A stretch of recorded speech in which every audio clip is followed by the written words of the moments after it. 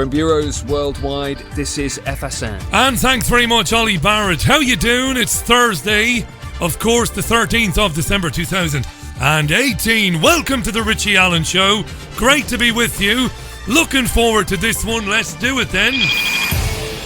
Welcome back to the most listened to independent radio show in Europe. It's your Richie Allen Show.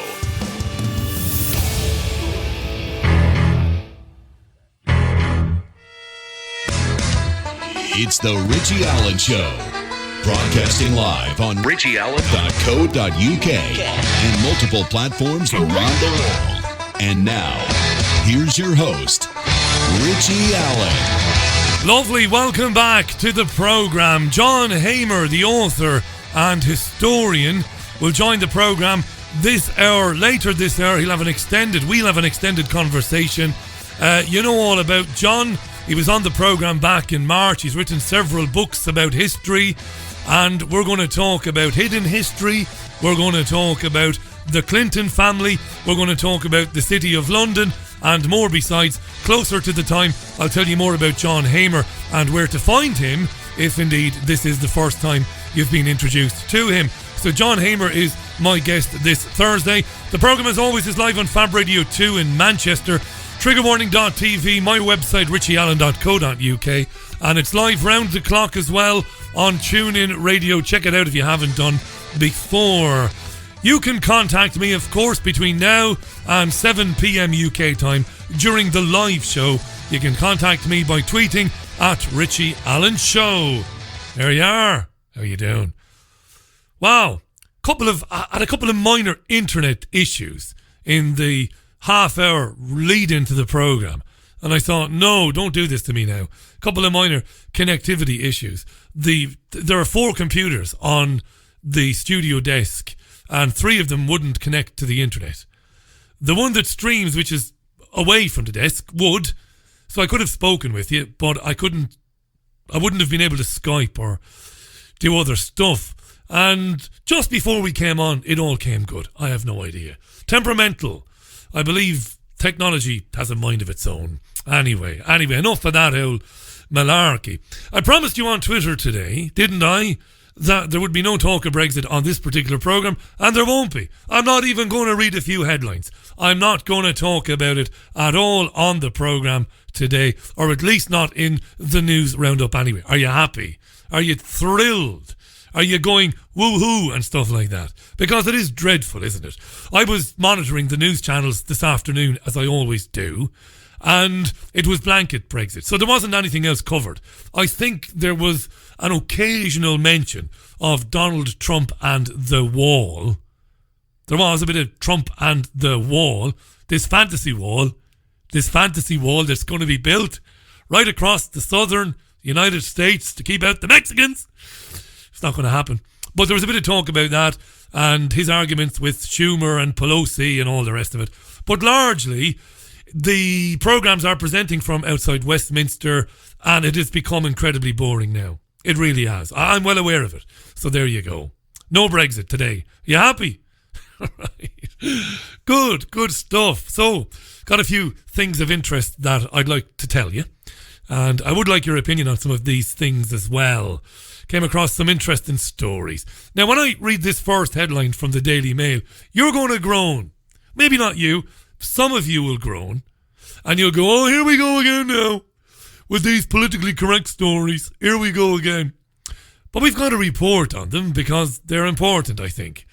You've got to have some semblance of interest in the things that are being shared with and told to the nation's children in the nation's schools. We should be interested in that, shouldn't we? Even if you don't have children, you should be thinking about, well, what are they telling the youngsters?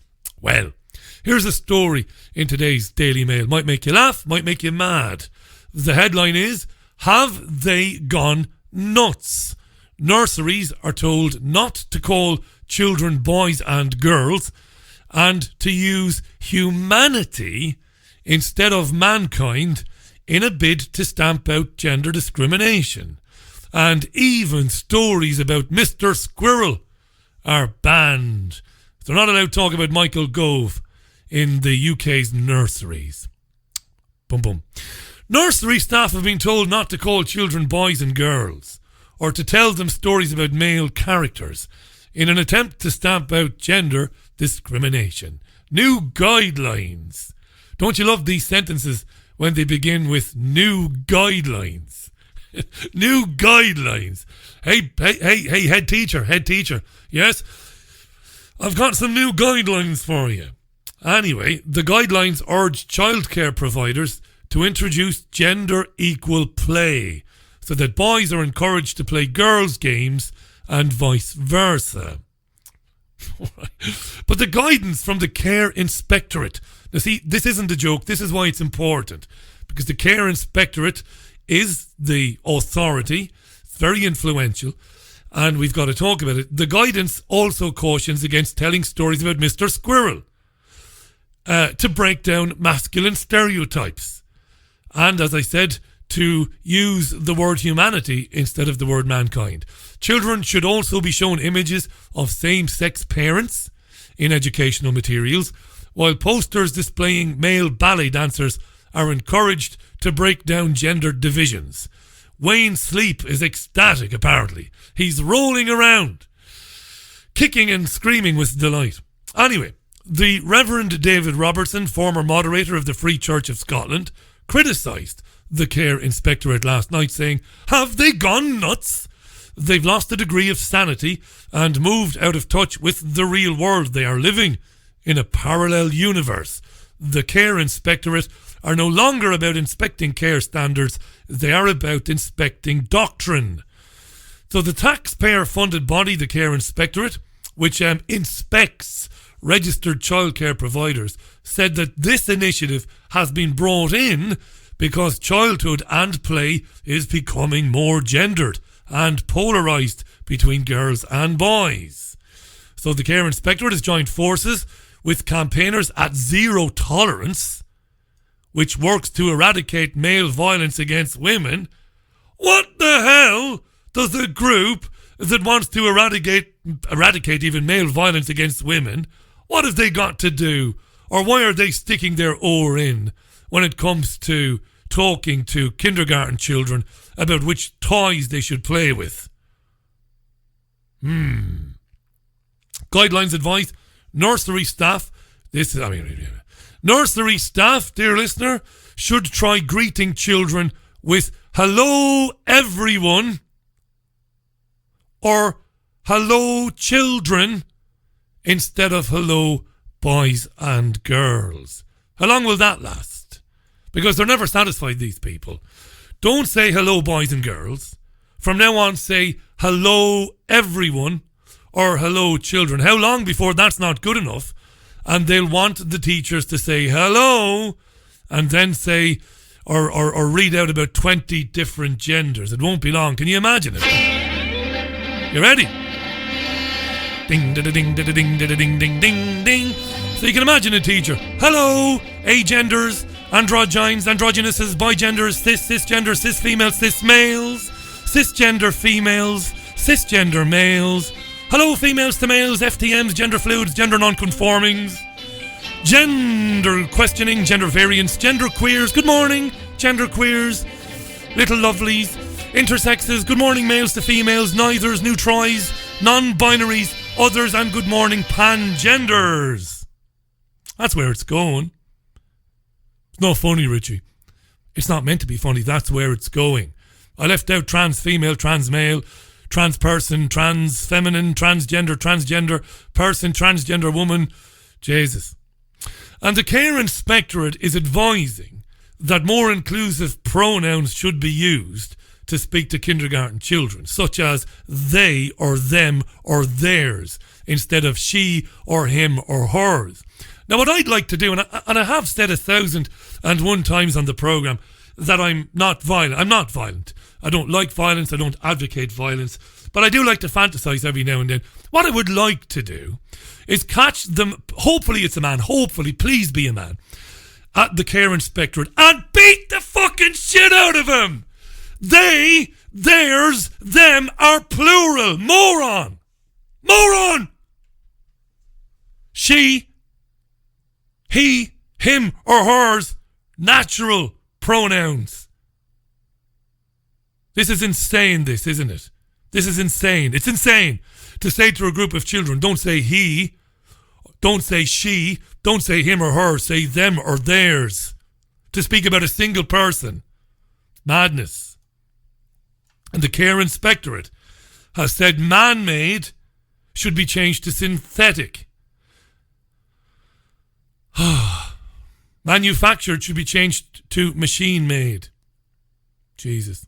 Well, the common man should be changed to the average person. And there's no let-up to this madness. None. Richard Lucas of the Scottish Family Party said pushing this sort of feminist extremism is an attempt at social engineering and indoctrination, starting with the very youngest. Why can't they just accept that boys and girls are different? I don't believe it's a feminist agenda at all. I don't believe that for a minute. I think you'll struggle to find groups of feminists or individual feminists that support any of this madness. I really do. Let's move on. The Frenchman Hunt. This is some crazy story, this, isn't it? French police are still appealing for help. They're searching for the man who killed 4 people now, it seems, and left others seriously wounded at a market in Strasbourg a few days ago, of course. Hundreds of security personnel are searching for Sharif Shakat on both sides of the French-German border, the Franco-German border. Bizarre story this. He had a string of criminal convictions and had become a radical Islamist in prison. He was known to the police. Surprise, surprise, surprise. They're saying he's highly dangerous and he should not be approached. French officials announced on Thursday that a third person had died. It is 3 then. In the aftermath of the attack, 5 people wounded, and a man has been described as brain dead. Sharif Shakat is thought to have become radicalised in prison, and he was noticed by the relevant authorities in 2015. He was also subject of a Fiche S indicator. So he was put onto a list of people who represent a potential threat to national security, and apparently he was being monitored by France's DGSI. That's the Domestic Intelligence Agency in France. But they lost him, and then he killed people. We knew all about him, but he slipped the net and he killed people. If you dry that one out, of course, you could fertilise planet Mars. It's horse manure. He was known to the police. When we searched his house, we found all of this terrorist material. He dropped his passport when fleeing the scene, blah. No, he didn't. This guy didn't, apparently, drop his passport. But this is the sort of garbage that we are subjected to during these times. Of course, the far right are making hay while the sun shines here. Here's National Front MEP Marie-Christine Arnautu. Have a listen to her. I think this was expected. This is proof that this Islamist terrorist has committed a crime that was relatively easy to commit. I believe it is time to react. The terrorist who carried out this massacre yesterday was well known to the police, so why wasn't he detained in advance?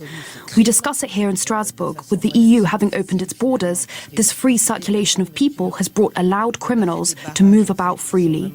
Every time we have such tragedy, we get back to the topic of border control, and I think we should take back control of the borders and make the criminals afraid again, because now they are not scared. Yet ordinary people are scared of going to Christmas markets with their kids, scared to go outside. It is not enough to light candles, to cry. We are France, and we want France to live in peace. Marie-Christine Arnautu from the National Front there. She's an MEP. Beautiful, really, isn't it? Black and white analysis for the ignorant majority. The ignorant majority. Of course, open borders makes it easier for something like this to happen. I'd be foolish to disagree with that. And this guy killed a handful of people, allegedly. But you know what? Hundreds of people were killed in Yemen this week. Millions have been killed in Iraq, Afghanistan, Libya, Syria, and so on in the last few years. Why? Because France and her NATO allies have been arming terrorists and tyrants like the Saudis. Simple as that. Rendering millions dead, millions homeless. Millions. And these people, these National Front goons, and we have the counterparts here in the UK, the far-right goons. They will never talk about that. They don't want to talk about it. Mention a forced migration agenda to divide and conquer. and they laugh and call you a conspiracy theorist. It's easier to blame the Muslim. It's easier to sow fear and terror and panic in your city than it is to discuss what is really going on. That maybe if this Sharik, whatever his name is, Sharaf, what's his bloody name again? This guy who's allegedly shot, Sharif Shakat, that's right, Sharif Shakat. It's easier to talk about this guy and how terrible it is and all these bloody immigrants rather than ask the question, maybe the guy has links to Wahhabist lunatics whom were given oxygen by the French government. Therefore, maybe we should be more pissed off with the government than the terrorist himself and the terrorists who are coming into the country over the borders. And I'm not saying it's okay, of course. I've talked about immigration and why it's happening on this programme 1,000 times. But the far right are morons. The right are moronic. The left is moronic. They don't want to talk about the truth, what's really happening here. They won't talk about it. Donald Trump, no more, says Trump, no more interventionism, no more wars of aggression, no more using proxies to fight wars of aggression. Of course, he lied. Trump drops more bombs than Obama, scattering people from their homes, sending them to the four corners of the earth. Cui bono? Who benefits? Who benefits then when something happens like the arena bombing in Manchester here last year, or London, or whatever? Who benefits? Those who wish to divide us along the lines of race, ethnicity, race, gender, religion, whatever. That's who wins. And the voice is given, the platform is given, the national media platform is given to the far right and sometimes to the far left. And the people asking the serious questions about this and what's really happening are marginalised. YouTube channels are shut down and we are basically shadow banned because there aren't very many of us pointing out the real reason that all of this is happening. You know, that's true. I think that's true. 20 minutes past the hour. And you know, the media, it's unbelievable, the media coverage of this thing in Strasbourg. It's proper, I wrote some articles about this some time ago. It's proper 24-hour rolling news, but 24-hour soap opera. Showing not still images, but showing live footage of police cars and men who look like RoboCop with big flashy graphics on screens talking about this guy, he's on the run. It's absolutely astounding. They're turning it into theatre, and I've written a lot about that and talked a lot about it in the last few years. We'll leave that alone for now. 21 minutes past the hour. No Brexit. Dear listener, no Brexit, no Brexit, no Brexit. Now, if you've listened to this programme for long enough, you will remember the many men and women who've come on this show to talk about trauma, violent trauma through abuse, sexual abuse that is, and trauma through physical abuse, and trauma through wars and terrorism. We've had so many folks, I think, come on this show to talk about how the elites have used trauma to control our minds, but not only to control our minds, to change how we think and to change how we act. Trauma used as a tool to transform humanity. Where are you going with this, Richie? I hear you cry. Well, there was an amazing article in the New York Times yesterday. Let me share it with you. Let me read the headline first, because the headline gives it away. This is extraordinary now. The headline in the New York Times yesterday was, "Can we really inherit trauma? Can we really inherit trauma?" Headlines suggest that the epigenetic marks of trauma can be passed from one generation to the next, but the evidence, at least in humans, is circumstantial at best. And this is by Benedict Carey, writing in the New York Times. Can we really inherit trauma? Headlines suggest the epigenetic marks of trauma can be passed from one generation to the next, but the evidence in humans is circumstantial at best. Let me read some of this. Really important, this now. Some of the researchers who've been on this programme over the years might feel vindicated when they hear this. In mid-October, researchers in California published a study of Civil War prisoners that came to a remarkable conclusion. Male children of abused war prisoners were about 10% more likely to die than their peers were in any given year after middle age, the study reported. The findings, the authors concluded, supported an epigenetic explanation. The idea is that trauma can leave a chemical mark on a person's genes, which then is passed down to subsequent generations. The mark doesn't directly damage the gene. There's no mutation. Instead, it alters the mechanism by which the gene is converted into functioning proteins or expressed. The alteration isn't genetic, it's epigenetic. So the field of epigenetics gained momentum about 10 years ago when scientists reported that children who were exposed in the womb to the Dutch hunger winter, which is a famine period towards the end of the Second World War, that the children who were exposed to that carried a particular chemical mark or epigenetic signature on one of their genes.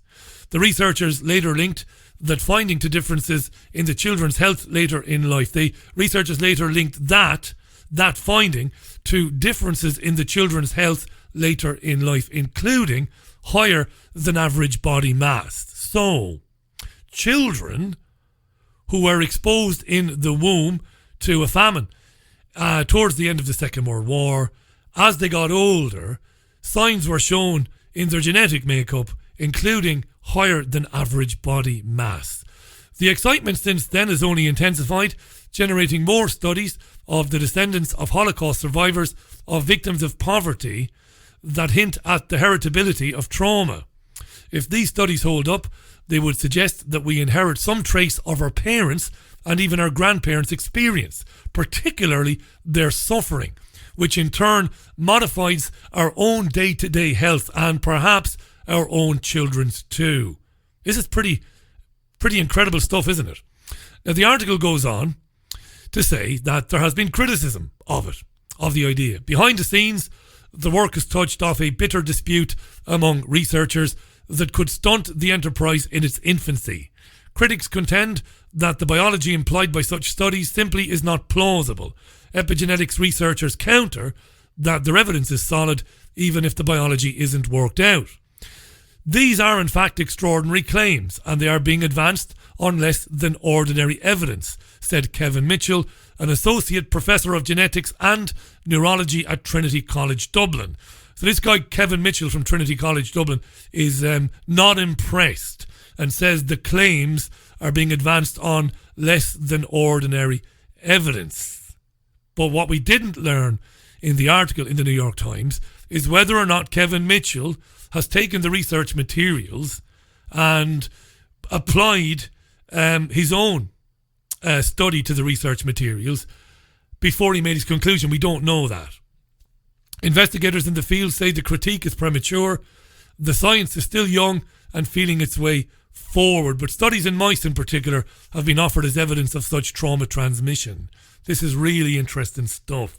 The theory is basically, dear listener, that changes in brain cells caused by abuse of any kind could be communicated to fully formed sperm or egg cells before conception. Imagine this is true. Imagine this is true, right? And I know many of our listeners will think it is true. And imagine you knew that, you being the establishment, the elite, the military. Imagine what you could do with that information. Knowing the effects of trauma are not exclusively felt by the first victims of the trauma, but those effects are also felt by their children and maybe their grandchildren. It's incredible stuff, really. Not new to us, of course. Of course, you and I have heard some very interesting men and women talk about this before, but mainstream science is now beginning to look at this. I find it absolutely fascinating, and I will be inviting those behind the research to come on the show real soon, no doubt. Moving on. Your addiction to your mobile phones, your addiction, that's you, dear listener, you, costs you a lot of money, I'm guessing. For many people, I've learned, because I've asked some people about how much they spend on their mobile phones a year, and the average, believe it or not, was more than £1,000. That's the average. Oh, how could it be, Richie? I asked the same question. How is it that you pay more than £1,000? And many of the people I asked have got the latest and greatest smartphones. So they pay sometimes about 60, 65, 70 pounds a month, right, on their contract to have the phone and to get their minutes and their texts and also their data. But that they pay more than the monthly bill, which the bottom line monthly bill is 65 or 70 pounds, but they pay more.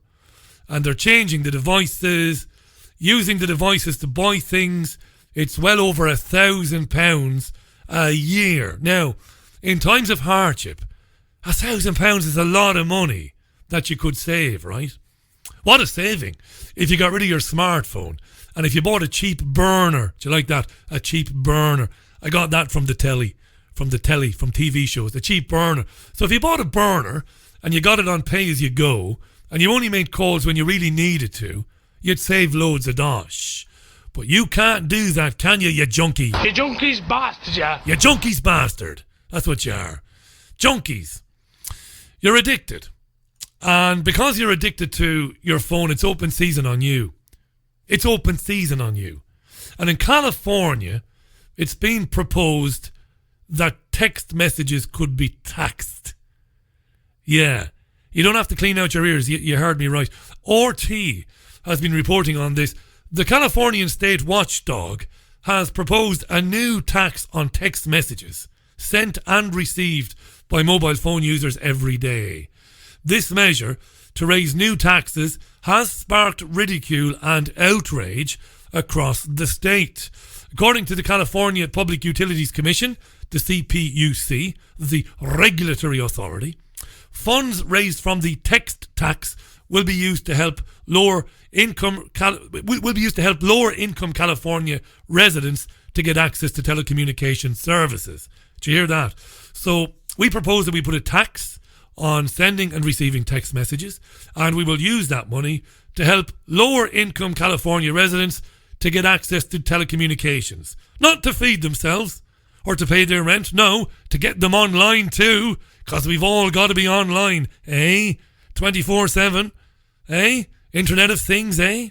Anyway, the CPUC says that the fee, which would total just 70 cents for every $10 in text messages, isn't going to significantly raise the monthly amount paid by consumers. The group is responsible for regulating public utilities operating in California, says the tax would just shift some of the charges away from voice services towards texting. Now, this has been ridiculed by a number of different groups in California. To be fair, the Californian media has ridiculed it, and for the moment, it might go away, dear listener. But you know what? Somebody has proposed it. Somebody's proposed it, right? So, mobile phones or smartphones have become the most essential piece of equipment for the majority of people in the Western world. They are. Don't contradict me. It is the most essential piece of equipment for the majority of people. People can't live without it. They take it to bed with them. They take it to the toilet. They take it to the dinner table. They take it to the theatre. They will not turn the bloody things off. You junkies bastard. You're a junkies bastard. You can't live without your phone. Now, because you can't live without it and you're addicted to it, somebody can propose taxing it. How long till that becomes a reality? 28 minutes to the top of the hour. How long before it becomes a reality? We'll tax your text messaging. And people go bananas and scream bloody murder, but they don't do anything about it because they're addicted to their phones, right? Here's some mad stuff. Told you no Brexit today. I know you can't believe it, can you? Here we are now. 27 and a half minutes to the top of the hour. And no Brexit. Here's some mad shite, dear listener. CBS News in the United States reported last night, wait for this, that women who give birth to a baby, right, are more likely to get breast cancer. You're shitting me, Richie. I hear you cry. No, I'm not. Here's CBS News with the report. Be afraid. Be very afraid. New research suggests women are more susceptible to breast cancer shortly after childbirth. CBS News' Hillary Lane has the details of the study. Women who have babies may face a greater risk of breast cancer compared to women who don't have children. Researchers from the University of North Carolina found the increased risk lasts for decades from the birth of the woman's last child. It's highest 5 years after the child is born, and it continues to 24 years, and then it starts to fall. 34 years after childbirth, the risk of breast cancer actually goes down 23% for women who've given birth. Doctors say that's an important point since most breast cancers happen in women over age 60. So if you look cumulatively, it decreases the risk because breast cancer is relatively rare in young women.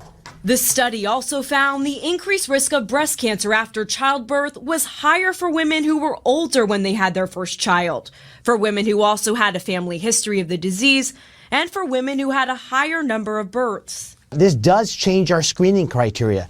And now we're going to ask, when was your last child, when we determine your risk to determine if you should be screened or not. Researchers say breastfeeding did not impact the results either way. Hillary Lane, CBS News. Wow. That was Dr. David Agos, by the way, the guy that you heard in the clip there. This fear porn or what? Isn't it? Is it recommending that people be careful and think twice about having children, eh? Maybe, but maybe I'm reading too much into that. I'm prepared to accept that. Have a listen to Chief Surgeon Dr. Lauren Cassell. Now, she's the chief surgeon at Lennox Hospital, right? So she's a learned woman, and she's talking about this to CBS News. What is it about having children that makes women more susceptible to breast cancer in those years after giving birth? It looks like it may be the increased hormones at that time, and you have increased proliferation, which is growth, in the cells in the breast. So you have a very transitional time where you see these patients becoming at increased risk. It's not everyone, but it's certain patients who need to be followed probably a little bit more closely, which we really weren't aware of before. And why is the greatest risk 5 years after birth? I don't know that we really know that. I think the studies have just shown that it peaks at 5 years, and after 5 years, the effects of those hormones start to diminish again. And by about 23 years, it gets back to the same level and goes down. So breast cancer risk becomes lower if you've had many children. And do we know why that risk drops later in life? I don't know that we really know. Maybe she doesn't know very much, does she, Dr. Lauren? We really know. Maybe it's having shut off certain hormones for a certain period of time that's protecting the breast. And what about screening then? We heard a little bit of that from Dr. David Agos there, but how should then this affect the way in which doctors and the patients themselves approach this idea of screening? Well, they did identify certain patients who may be at more risk. Patients who had multiple births, patients who had their last child, at 35 or older, patients who had family history of breast cancer. These are the certain group of patients who have to be looked at more closely. And I am prepared to accept that sometimes I'll speak for myself, I can maybe read a bit more into things, but that's quite amazing to me, that to be putting out news stories saying that women who give birth are more likely to get cancer than women who don't. That's the flat headline, and that's the way the segment is being introduced on the CBS network. And then they're saying 5 years after giving birth, you're at a real risk of getting breast cancer. Now, who would benefit there? Why would you want to tell women that? How could there be any truth in that? Yeah. Tweet me, it's at Richie Allen Show on Twitter. It's at Richie Allen Show on Twitter. It's these are mad times. These are mad times. I'm going to take a tune, and when we've heard the tune, we'll be joining, or he'll be joining us. John Hamer will join the programme live from his home. I can't wait to catch up with John again. It's been a long time since he was on. He was on the programme back in March, and we loved having him on and invited him to come back again. Thought it might have been sooner, but he's here today. He's an author and a historian, and I phoned him up today and I said, look, let's come on, let's talk about one or two of the stories in the news, but let's talk about the falsification of history, and let's apply that to one or two things that are happening right now. You might or might not know, dear listeners, that the History Channel is running a series of programs about Bill Clinton and his sexual dalliances in the White House. And I'm fascinated by the programs and how they're being presented. And I wonder if these programs will leave a legacy in terms of Clinton. A legacy that Clinton was a bit of a rogue and he liked to play the field and all of that, when in reality there are a lot more interesting things. There are many more interesting things and disturbing things that you could talk about when you're referring to Bill Clinton. Is the falsification of history, is it happening in front of our faces when we switch on channels like the History Channel and channels like that? Well, we'll chat to John Hamer about that. Keep those tweets coming in at Richie Allen Show, Thursday's programme. And the time is 21 minutes to the top of the hour. Bit of Christmas music, eh? Why not, eh? I've not been too heavy-handed with it. This is Stop the Cavalry.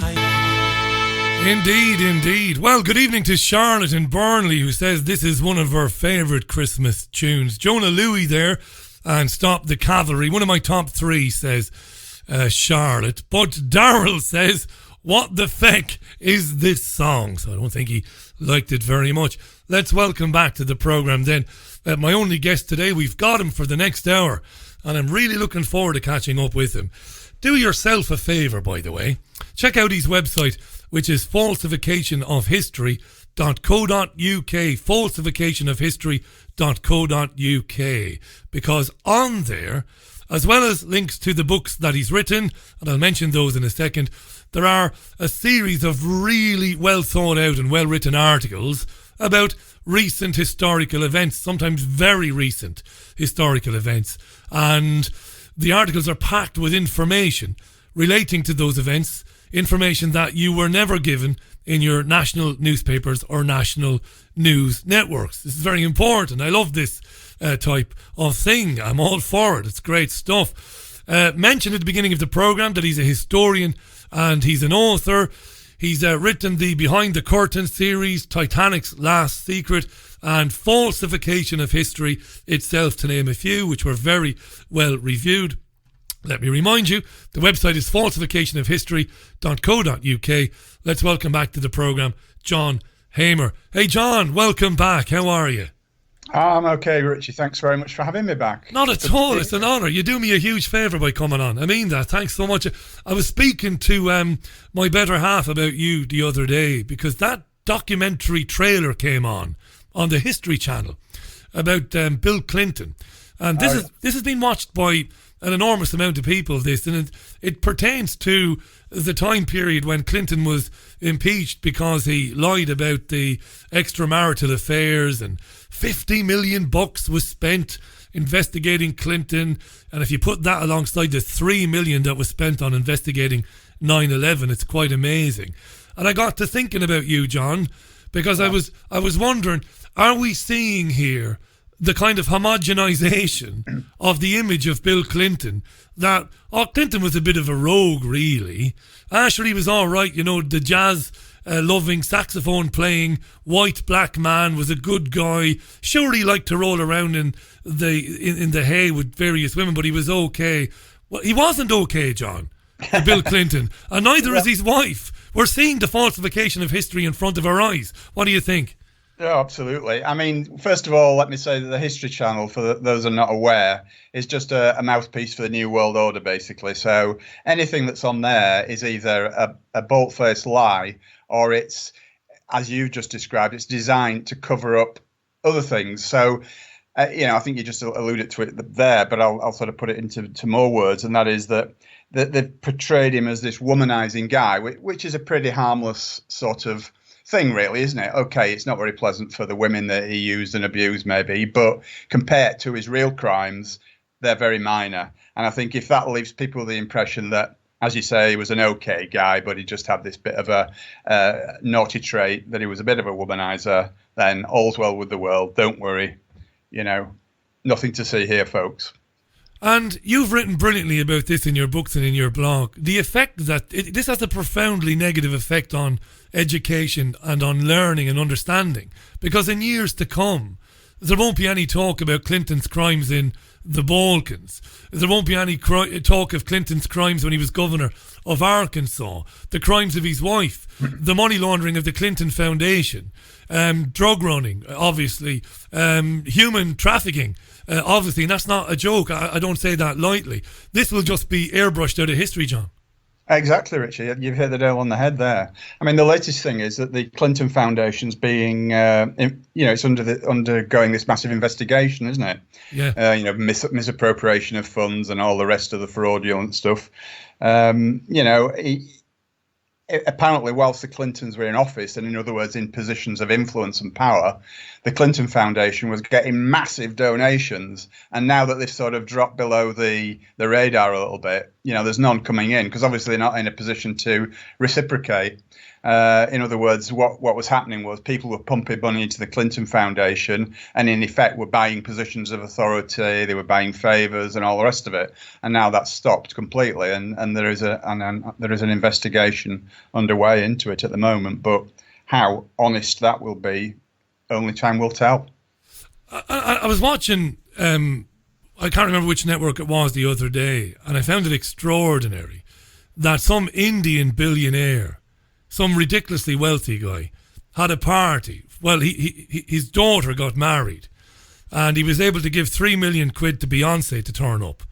But what was incredible for me watching it was the who's who of the recent political past were in attendance at the party. The Clintons were there. John Kerry was there. Some of the Bush children were there. And you wonder what's going on, John, Who are these people, Indeed, yeah. I mean, it's all a bit club, isn't it? As oh God, I've forgotten the guy's name now. It's gone straight from my head. Carlin used to say that all the time, didn't he? It's all a bit club, and you're not in it. And he was absolutely right there, I think. I didn't speak about Brexit in the monologue because the listeners are pissed off of it. Let's be honest about it. But again, you being a student of history and you being a student of the real power and where the real power lies. What do you make of it? Are we seeing the empire striking back with the dismantling of Brexit? Or have I gotten it wrong? And this is one of the reasons I wanted to talk to you, because when I do programs about Brexit and the European Union, I do these monologues and I talk about what I think the European Union is. I sometimes get emails from people who say, Richie, you haven't a clue. And I've got very thick skin, so I don't mind. And the truth is, I don't have a clue. That's why I do invite people like you on the program. I do not have a clue, but I have opinions. And people say to me, Richie, you've got it wrong. You think the power lies with Brussels and with the bankers and the European Central Bank and the Rothschilds. But Richie, you keep omitting this city of London and what it really is. So talk to me about what you think about what's happening with Brexit. What is the City of London? And is the City of London this kind of unique entity? Has it got a part to play in this Brexit mess? Educate me, John. Over to you. I don't know what's going on. Yeah, I'll try my best. Obviously, some of it is my opinion, but some of it, I do happen to know it's fact. I mean, the first thing that occurred to me, as soon as we had the Brexit vote, the original Brexit vote, and it was leave, I was gobsmacked. Not to put too fine a point on it. Me too. I mean, I was blown away. I just thought, this can't be happening. This can't be right. What's going on? And then sort of realization dawned on me that obviously there's some ulterior motive for it. So there is something going on. It will never happen. And I think that's probably the case. It won't happen. It certainly won't happen in the way that the people want it to happen, because the EU, in my view, is the next phase of experimentation after the Soviet Union. Basically, what they're trying to do, they're trying to set up what's called the New World Order, which most people have heard of, but perhaps don't understand fully what it is.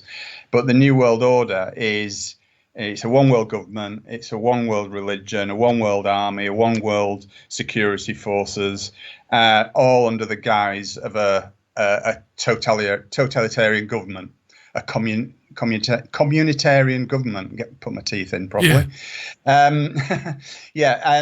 And this it's like the next phase of the experimentation. The Soviet Union was the first attempt at it, Marxist state, and now this is like the next bit of it, if you like. So they are trying their best to merge that eventually, the EU, with things like NAFTA, and then there's the same thing in the Pacific region as well, whereas they're melding all the different countries in those areas into one political unit, which eventually will become part of a one world political unit. So that's what they're trying to do with the EU, and that's why they're resisting all attempts to try and break it up. I mean, there's a lot of resistance to it now in France. Obviously, you've seen all this stuff with the Gilets jaunes, the yellow jackets, protesting. Of course, it didn't get much coverage in the mainstream media, but there is an awful lot going on there, and now it's spread to Holland and possibly Germany as well. So there is a lot of disaffection about the EU, and obviously they're doing their best to shore up all the leaks in the dam, if you get my meaning. Yeah. But yes, to answer you, to come back to your original question about how it relates maybe to the city and the crown, if you like. Well, the city of London, which is one of 3 city-states in the world, the other 2 being the Vatican and the other one being Washington, D.C. Well, the city is the financial capital of the New World Order. Washington, D.C. is the military capital of the New World Order, intended to be, and Vatican is the religious capital of the New World Order. Okay, so the Crown, or the City of London, is an entity that actually controls the entire finances of the world. Okay, and that it even controls the British government. It's a what's the word? It's got like an iron grip on exactly what goes on in this country. People think that it's the government that rules the roost, but it's not. It's the Crown, and it's the City of London, and it's the Bank of England, and all those entities that control the finances, that really dictate to us what is going on in the world. And obviously they are absolutely in bed with this New World Order idea, so therefore they will fight tooth and nail to keep the EU intact. This is really interesting, John. So these pillars, the Washington and Rome and London, would appear to the layperson like myself to be operating independent of one another, but they're not. They're very important pillars of this plan, this project and it's completely. It's not Britain. This is going to sound stupid. It's not part of England, is it? This City of London. It's almost like, I've struggled to explain this to people, and there's all sorts of ceremonial things. The Queen must ask permission to enter and all sorts of stuff. Do you know what that's about? Because I don't know what that's about. Yeah, well, again, it's just it's emphasising really that the City of London is not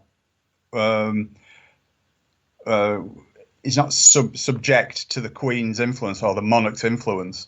It's a totally separate entity, and in fact, it controls the monarchy. It's what's called the Crown, and by the Crown, people think by the Crown it means the monarchy. Well, it doesn't actually. Right. The Crown is a totally separate entity to the monarchy, and the Crown resides in the City of London. It's the Crown that dictates world political policy, basically. So is she? Sorry, John, to interrupt you. Is she a front person then? Sorry, what? Is she a front woman or a front person then? Is that what she is? A very wealthy one, no doubt. But is she? Queen. Yeah. To a certain extent, yeah. I mean, obviously, she controls Great Britain, but she doesn't control every aspect of it. Right. She doesn't control the wider aspects of it, whereas the Crown does. The Crown has got huge worldwide influence, whereas the Queen, for example, the Queen could dissolve Parliament anytime she wanted, which is totally anti-democratic. Not that I'm a big fan of democracy, as most people who know me will testify. Yeah. But, you know, the democratic process is totally within her powers to subvert that anytime she wants, as she did in Australia in the 1970s, for those people who are old enough to know. Remind us, John, remind us, because I vaguely remember reading about this. This is fascinating. There was a guy who was the Prime Minister of Australia in the 70s called Gough Whitlam. And he was a very, very liberal, free-thinking guy. And he did things like he put restrictions on the CIA. He tried to shut down the CIA bases in Australia. He started being very benevolent with benefits to the poor. And he was doing all these sort of liberal, good, in inverted commas, things. And so she instructed the guy who really runs Australia, who is her representative there, and I can't remember the title off the top of my head, to dismiss him, which he did. And Whitlam was dismissed. sent home in disgrace, and they had to have another re-election and pick somebody else who would follow her interests more closely than Whitlam had been doing. So she could, that was Australia, but it equally applied to Britain. She could do that to Britain if she wanted. So it just demonstrates to me that the democratic process is just a complete farce, and she is in control of it. And by the way, John, to back you up, if anybody wants to read about this, I mean, John is telling the truth anyway. He's a historian. But if you put that those basic keywords into Google, for example, to read about Gough Whitlam and the Queen and the letters written to him and to others by the Queen, it was a coup. And it wasn't just a British coup, it was a coup that the Americans had a hand in as well, John. That's right. Yeah, the CIA were deeply involved. As you said, yeah, wow, yeah. Amazing, huh? They were really pissed off because because Whitlam was trying to reduce their influence in Australia and shut down their bases as well. Bit of a Hugo Chavez, was he? Yes, indeed. Yeah, the Australian Hugo Chavez. Yeah, absolutely. And of course, that doesn't go down very well with the powers that be. So they take steps to rectify that, and they just trample all over the so-called democratic process. Isn't it funny you talking about this? By the way, folks, let me remind you who our guest. I'm delighted he's back on the programme. I really am. It's John Hamer, the author and historian. Check out falsificationofhistory.co.uk. Folks, tweet that out a few times. I'll retweet it a few times as well. John's got plenty of followers, but there will be people maybe hearing John for the first time. He's written several terrifically well-reviewed books as well. As John links to those books, falsificationofhistory.co.uk. He's written books on the Titanic. He's written books on the falsification of history. So many different subjects he's taken on. But on the website are these terrific articles as well. And they're really worth your while spending some time reading them. John, somebody said to me recently, I met somebody in Alexandra Park in the city. And it's not too often that somebody says to me, "Oh, are you the guy that does the conspiracy program?" I'd like to say it happens every day. It doesn't. But once in a blue moon it does. And I said, "Yeah, I am the guy." And they were like, "You talk some crap." I said, "Well, maybe I do. What particular crap wound you up?" "Oh, they said this idea that the Queen has power." I said, "Listen, let me ask you this. Why does every member of Parliament elected, why must he or she take an oath of allegiance to the Queen before they're allowed to take their seat in Parliament or make a speech? Why must they swear an oath of allegiance to the Queen and her heirs? Why are they not swearing an oath of allegiance to you?"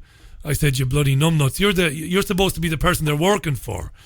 And he's like, "Oh, I never thought of it like that." And then, yeah, exactly. Why do you think no Sinn Féin MP has ever taken their seat in Westminster? And it got the guy thinking, but it's true, John, they must swear an oath of allegiance to this woman. That's right. Yeah, absolutely. Yeah, I mean, she is not just a figurehead, despite what the mainstream media will try and con you with. Yeah, she's presented as this cozy little old lady who's got everyone's best interests at heart. She looks after us all, and what a load of nonsense. Absolute bunkum. Never smiles. Well, okay, there are photographs of her smiling, but these people look very glum, don't they? Most of the time. Yeah, absolutely they do. Yeah, I've often wondered about that. The way they look, the way they act, and this is fascinating stuff, folks. By the way, if you've got a question for John, you've only got to tweet it.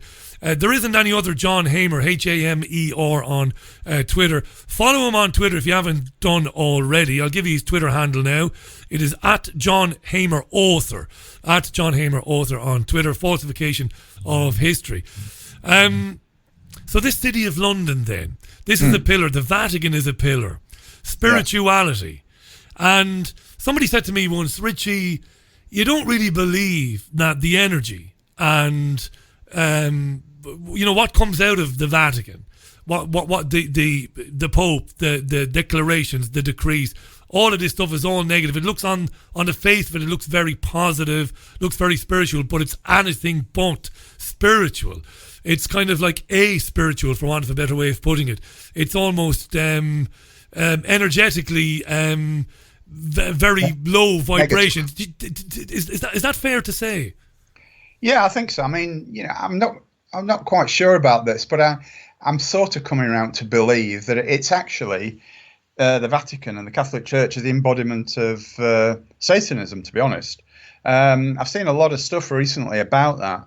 Yeah, I'm not totally convinced, but there is a lot of mileage in that, I think. They're trying to impose this one world religion on us through the Vatican eventually.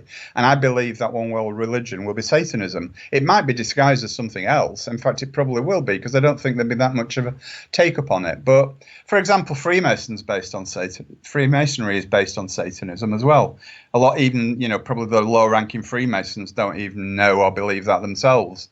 But it's true. And so is Judaism. So I believe that, I think that this could be what the one world religion is going to be, and that's Satanism. Just before we finish, thanks for that. Just before we finish with Brexit, because I said to the listeners we wouldn't do too much on it.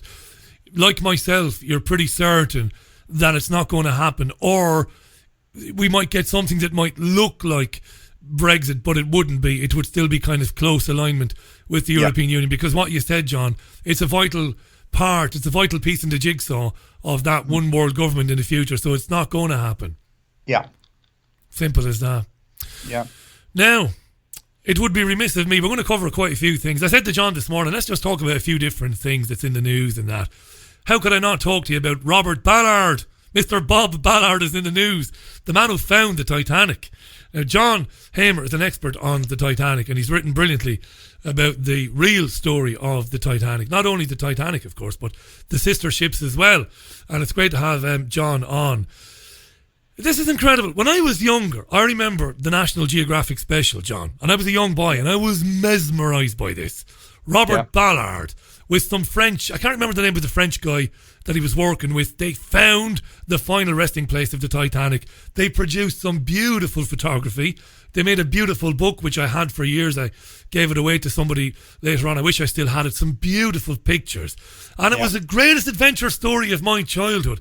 And Ballard is now saying that the hunt for the Titanic was a front during a Cold War mission. What's going on, John? Yeah, well, they just used the hunt for the Titanic. Well, let me first of all start by saying, Richie, that it's been known exactly where the Titanic lay, if not from the time when she sank at first, certainly since the 1950s. Is that right? Yeah, Wow. I won't go into too much of that because it's probably irrelevant to what you're talking about. But Bob Ballard, as a known naval intelligence officer, absolutely knew where the Titanic was. So they used this. Let's search for I think what they were doing, they were looking for an appropriate moment to announce to the world where it was, and this just seemed to fit the bill, because what Ballard was doing, he was actually looking for two sunken American nuclear submarines, and his actual words were, he said, we didn't want to, let the world know what was happening. He said, because the Russians would have put a satellite on us. He said, so we came up with this idea to use the search for the Titanic as a blind to actually look for the sunken nuclear subs. So they knew all along where the Titanic was. But yeah, I mean, the other thing is that a lot of people don't know that Ballard's an intelligence guy. On the surface of it, he works for Woods Hole Oceanographic Institute as a researcher and a marine biologist, but his real role, he is a naval intelligence officer, and he was involved in that. And for those people who've read my book or know the real Titanic story, they'll know all the subterfuge that went on around, what was going on with the Titanic, and the fact that, it was being tracked by naval military vessels for its entire voyage. And I suspect, I can't prove it, but I suspect it didn't even hit an iceberg because of all the other stuff that was going on. But that's maybe another story for another day. It's great, yeah. Feel free to give us the, I always use the term the Cliff Note version. If you want, we have plenty of time. We're going to go till about 1:45 as the top of the hour. But just before you do that, let me again just remind our listeners, just joining us live. If you are joining us live, it's John Hamer, the author and historian, live on the Richie Allen Show today. This is great stuff, folks. It's a tonic, this, to get away from all this Brexit stuff, as important as it is, because this is very important stuff as well. It's kind of dot connecting, I think. John's website is falsificationofhistory.co.uk. He's written books that have been terrifically well reviewed. They're available through John's website, but also they're available at amazon.com or amazon.co.uk. Check out those books on the Titanic and on falsification of history. Do you know, listening to you, and it was through you that I found out that Ballard was not who he's supposed to be. It's ruined my childhood, John. But no, not at all. The truth is important, of course it is. I mean, I fell in love with that story, and there's an amazing moment when you look at Ballard's films, the very first films. There's this amazing moment, and of course, I'm older now, so I understand how my emotions were played with, and everybody else's were. But there's an amazing moment where they're on the bottom of the sea, and they allegedly can't find it. And Ballard is speaking up this radio thing they had rigged up there 2.5 miles down or whatever. And Ballard saying, well, where is it? Where is it? And they're saying it's somewhere on your right. And then it looms up out of the darkness. Of course, I was too young just to see that we were being played with, John. But just theatre. That's right. What happened to the Titanic then? What happened to this great ship, this mythology, this amazing story? What really happened? Yeah, well, I don't mind having a go at putting it into a little nutshell, but trust me, this is a huge story. Just to give you an idea, I did an American radio show about 2 months ago, and I was on for 4 hours, and I ran out of time. Oh my God. What a marathon! What a marathon! Sorry, wow. What a marathon! 4 hours, my God! Yeah, you did well. It was live as well, but I ran out of time. I mean, it was the story is so huge, but I'll do my best. Okay. Yeah, now where to start? There's so many different facets to it. The building of it. Start with the building of it. Sorry? If you want to start with the building of it, it was built in Belfast, right? Yeah, it was built in Belfast. And it was the second off the production line. A guy called JP Morgan, which is a famous name. Yeah. In fact, the name still exists. The company's still in existence, the financial organisation. JP Morgan owned a huge shipping line called International Mercantile Marine, which consisted of different branches of different lines, and one of them was the White Star Line. Now, he had this idea whereby he would build this class of ships that were going to be the most luxurious ever built. He wasn't too concerned with speed. He was more interested in luxury. And he thought that that would be his USP, his unique selling point, and he would be able to capture the luxury market. And also, take across middle class in second class and steerage passengers in third class as well, just to put the icing on the cake. But the real money was going to be through the wealthy upper classes. And so he didn't design it, but he commissioned the design of a series of 3 ships. The first one off the production line was RMS Olympic. The second one was RMS Titanic, and the third one was to be RMS Gigantic, which wasn't built until after Titanic sank. But before it was built, its name was changed to Britannic for whatever reason, but it's probably irrelevant. So those were the 3. So what happened was Olympic was launched in 1911, and it had a few voyages across the Atlantic. All very quiet. Nobody took any notice of it much, and it had done about 4 Atlantic voyages. And then on the 5th one, it had this enormous accident where it collided with a British naval cruiser called HMS Hawke in the Solent, or just at the mouth of the Solent, just off the Isle of Wight, off the south coast of England. Now, the damage to it was quite severe, but it was covered up. But I believe the damage to it, and I'm telling a very, very shortened version of this story, even though it may not seem like it, the damage to it was so severe that I think the ship was a write-off. It was fatal then. It was a fatal collision. Sorry? It was fatal for the ship, for the Olympic. This collision was absolutely, fatal, yeah. I believe so. And in fact, they did. And the records do say that, I'm not making this up, in other words, that Olympic was actually a write-off. It was written off by the insurers, by the White Star. But what happened was they sent it back to Belfast, and I think what happened was, and again, this is probably something that people have heard snippets of, but there was a switch Okay, which apparently in those days was quite a common thing. So it's not as fantastic or ridiculous as it may sound.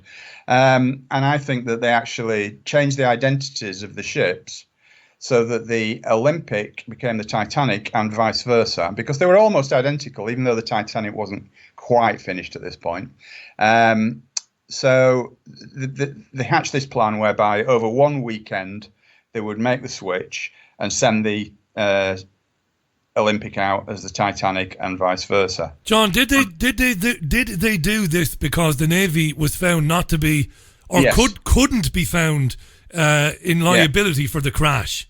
Yeah, of course. That's Right. the important bit that I missed out. Thank you for that. Yeah, I just read that. Well, I read it through you. I've read your book, John. Yeah, it's fantastic. Yeah. What happened was that there was a Royal Naval inquiry, which there has to be when there's an accident with the Royal Navy ship, and the Royal Navy found that it was the White Star Line that were culpable. It was their fault. So not only could they not claim the insurance on their own ship, but they had to pay for the damages to HMS Hawke as well.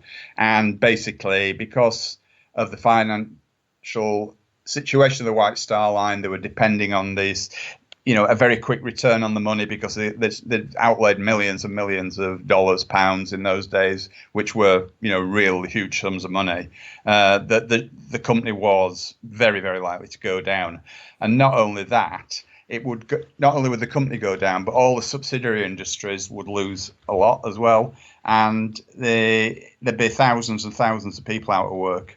And in collusion with the British government, because the Liberal government at that time was hanging by a thread, their majority was tiny. They knew that if all these people were suddenly thrown out of work, then they were likely to lose their majority.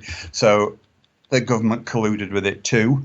So if in effect, and again, I keep repeating myself, but I need to say this, it's cutting a very long story short for anybody who's thinking, what a load of rubbish. That's No, it's not. Listen, first of all, people should read the book. Let me just say, John, first of all, if you're listening to this, get John's book. Get on his website, get the book. It's very, very, very affordable. The book is brilliant. Take it from me, I don't endorse books. It is terrific. I'm glad that I'm putting you under pressure here to do a Cliff Note version, because I'll tell you why, because it's sounding well. You're doing a bloody good job of it. So it collided with the Navy ship. The Navy found itself, of course, managing its own affairs, that the White Star Line was accountable. Massive losses incurred by the White Star Line, having to repair or come up with the loss of its own ship and to pay for the Navy's ship. The government was under pressure. A lot of people were going to be out of work. There was real panic here, and you believe a switch was made. So the Olympic, which was fatally wounded, you have it here. You've also got the brand new Titanic, and they switched the ships. This is amazing stuff. Exactly. And of course, so Morgan came up with this plan. Morgan and his cohorts came up with this plan to sink the Olympic as Titanic and claim the insurance, which is exactly what happened. In fact, the insurance paid out within 3 days. I mean, imagine spilling a glass of red wine. I didn't know that. Well, I do, because I read your book, but I didn't remember that bit. Why did they pay out in 3 days? Because they were pressured by the government. Yeah, exactly. Right. Yeah. I mean, if that had been you or I spilling a glass of red wine on our carpet, Jesus, would have yeah. Months. It'd take 6 weeks, wouldn't it? At least, yeah. Tell me about it. I had a car crash back in September. I'm owed a little bit of money from that. And I've been told today that it'll be sometime in the new year when I get it. Months. You're absolutely right. So 3 days. Carry on, John. So they hatched this plan to sink Olympic as Titanic. And so they, again, some of this conjecture, I can't prove a lot of it, but again, there is a lot of circumstantial evidence in my books, which I won't go into because it's a lot of tiny aspects to it, but I believe that they somehow contrived to sink the Titanic. The Titanic we know, and this is not conjecture, we know from contemporary reports, that the Titanic was being tracked by at least 3 and possibly as many as 6 military vessels. Okay, so they knew it. This is why they knew exactly where the wreck was. They knew exactly where it was. So the Navy was in on the scheme as well, then. Yeah, to a degree. Well, the Navy, the government, it's all the same entity, isn't it? Yeah. Wow. So they contrived this accident, and when you actually analyse the official story, it's just so full of crap. It's unbelievable. It's one of those things that you read it and you sort of your mind glosses over it and just dismisses any sort of anomaly because you've had it pounded into your brain so much, this official story. But when you actually look at the details of it, it just does not add up at all. And so I've, like I say, I've found a lot of evidence. I did 3 years research on it for a start before I even started writing the book. So I found a lot of evidence, but I've also, put a lot of conjecture in there, or some conjecture in there, which I believe sort of fills in the missing pieces of the jigsaw puzzle. So it's not all. I wouldn't say that my book is a definitive conclusion as to what happened, but it's certainly a plausible alternative conclusion. Well, as readers, we love honesty. We love honesty. We love when somebody says, listen, there's some conjecture there. I've knitted together a few strands and I've concluded this. You can't be any more honest than that. What about the loss of life, John? Well, that was an accident. They didn't mean to kill anybody. What happened was right. Okay. Was she torpedoed? Was she torpedoed? No, I don't think so. No? I think it was something like an icebreaker, personally. Ah, right. Okay. Do you want to describe what that is? What's an icebreaker? It's another ship, right? With a big thing on the front that actually it's designed to break ice. But obviously, if you aim it at another ship, it will break the ship. Yeah. So it's got a big sort of metal thingy on the front. I can't think of the word what it's called, but that's what I think anyway. Can I ask you before you carry on they didn't mean to kill people. By not meaning to kill people, they would have been taking an enormous risk, John, that those people wouldn't spill the beans. Although maybe they wouldn't have known. Maybe it would have been easy enough to disable the ship and then and then the other ships slip away into the night. And the passengers there were only known. 6 eyewitnesses to the incident, Richie. Right, 3 of whom didn't survive. And there was a deathbed confession, wasn't there? I don't know which. There might have been. I think I read some years ago. Sky did a documentary years ago where the Irish guy, Paddy the Pig. Paddy the Pig, that's it. Yeah. yeah, I'm not sure about that. I didn't include any of that stuff because I didn't feel that rang true somehow. But I may be wrong, but. Yeah. Well, no, if it didn't make sense to you, don't put it in the book. Absolutely. I just remember seeing that on a Sky documentary many years ago. What a scheme. What a scheme, eh? Yeah. So, so there were only 6 eyewitnesses, 3 of whom didn't survive. So it would have been a fairly easy thing to cover up anyway. But what happened was there was a ship involved called the Californian, which is also in a different part of JP Morgan's IMM group. It wasn't a White Star ship, it was a Red Star ship, and it was part of the IMM group. But the Californian was captained by a guy called Captain Lord, who actually took all the blame for the incident. He did.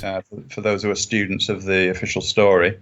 He was, at both inquiries, he was blamed for the tragedy because he was allegedly only 20 miles from the Titanic and that switched the radio off, the wireless off, and he didn't pick up the messages, according to the official story.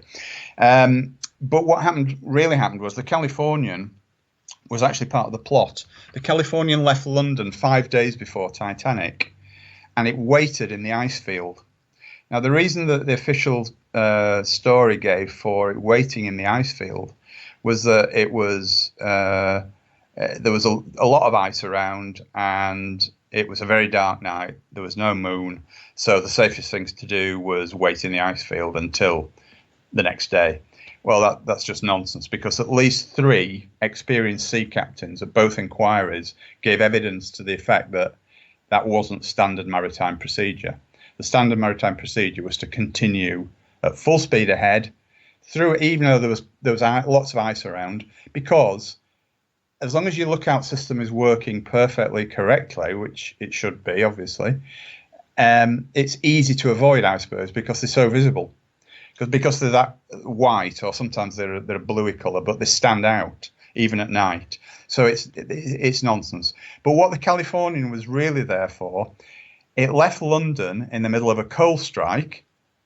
Okay, that was another thing about Titanic. There was a massive coal strike going on at the time, yet they couldn't fill all the places. And you'll need to read my book, anyone who's listening, to understand why the places weren't filled on Titanic. It was only half full. A lot of people don't realise that. the Californian left London 5 days before Titanic, and its only cargo was.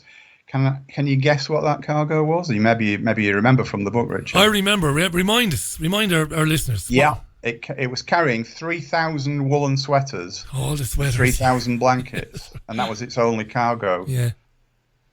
For who? And it sat there in the ice field waiting for the Titanic because Captain Lord had previously, about 10 years previously, he'd won an award for getting people off a stricken ship.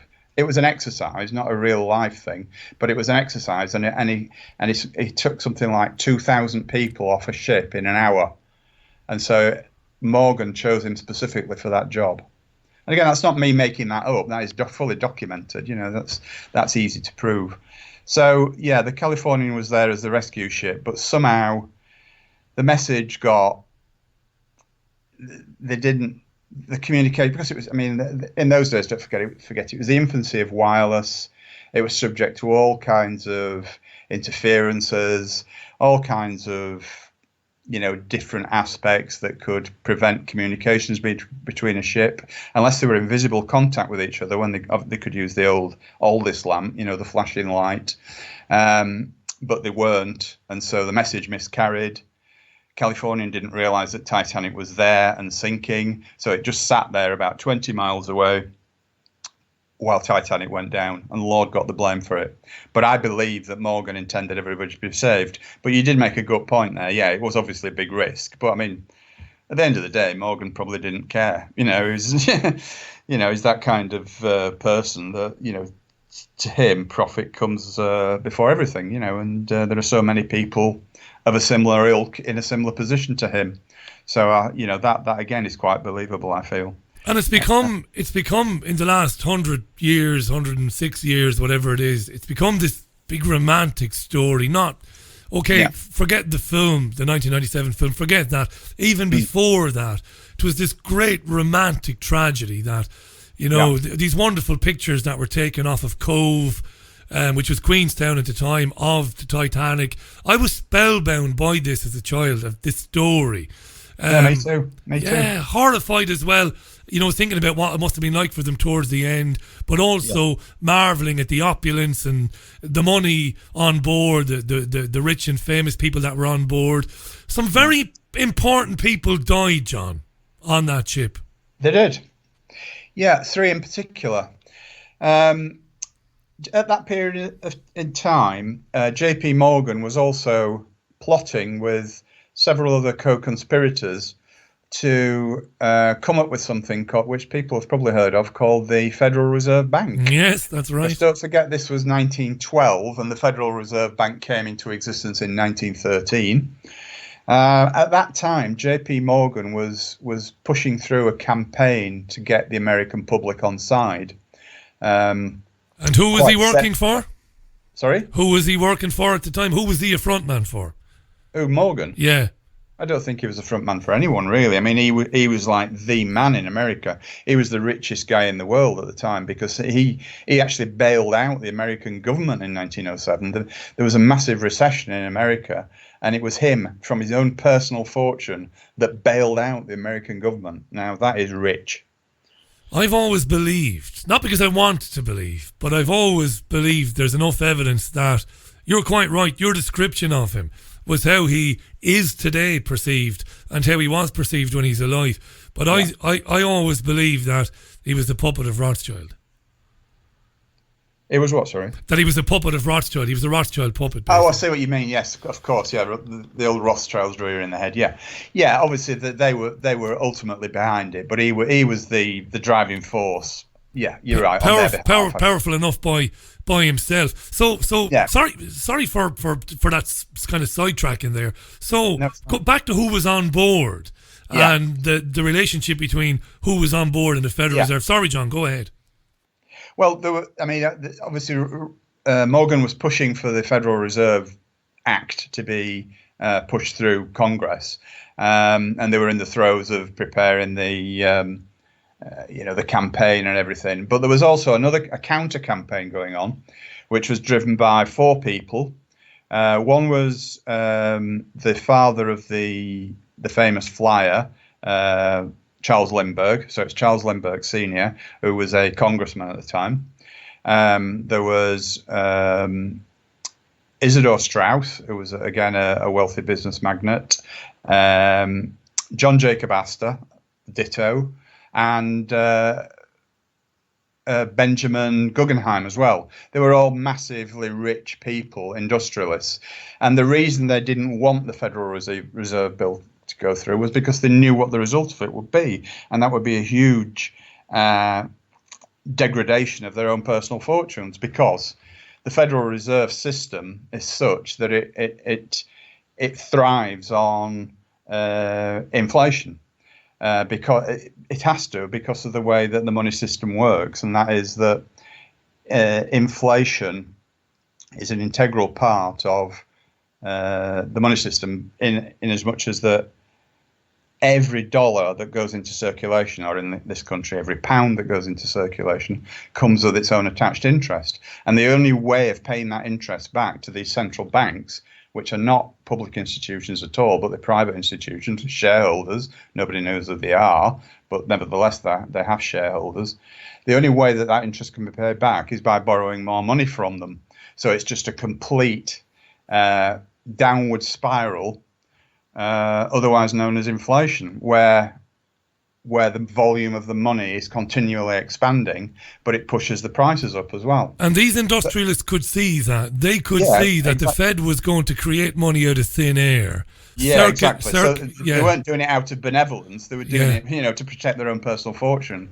Now, 3 of those guys were on the Titanic. Wow, this is incredible, isn't it? Yeah. Isn't it amazing, huh? And I believe that was no accident, the fact that they were on the Titanic. I think that, they were enticed there personally by Morgan. I mean, they hated Morgan, but they were all in Europe. They were trapped in Europe because of the coal strike, which had been going on for a month. There were very, very few ships leaving Europe for America. From Britain. The coal strike was in Britain. There were very few ships leaving.